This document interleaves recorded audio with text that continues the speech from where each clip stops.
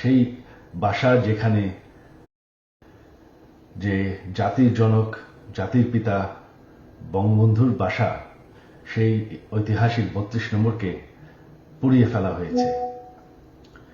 এই প্রটেস্টার তো বলবো না, এই মব জাতির পিতার বাসাকে পুড়িয়ে ফেলায়।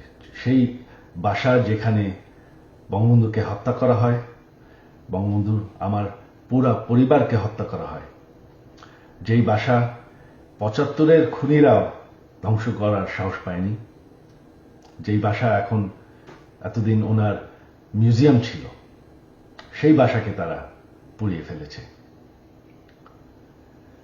বঙ্গবন্ধু একটি দলীয় বিষয় না, বঙ্গবন্ধু হচ্ছেন জাতির পিতা। বঙ্গবন্ধু না থাকলে আজকে আমরা বাংলাদেশ হতাম না, আজকে আমরা পাকিস্তান হয়ে থাকতাম। আপনারা জানেন সামনে 15ই আগস্ট, সেই কালো রাত, যেই রাত্রে বঙ্গবন্ধু এবং আমার পরিবারকে হত্যা করা হয়।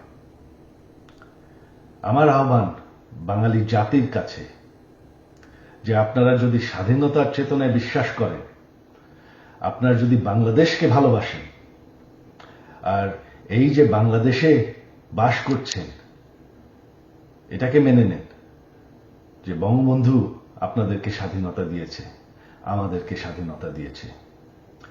এই 15ই আগস্ট আমার আহ্বান আপনাদের প্রতি, শান্তিপূর্ণভাবে ৩২ নম্বরে গিয়ে ফুল দিয়ে আসবেন, দোয়া করবেন বঙ্গবন্ধুর জন্য, স্বাধীনতার চেতনার জন্য এবং আমার পরিবারের জন্য।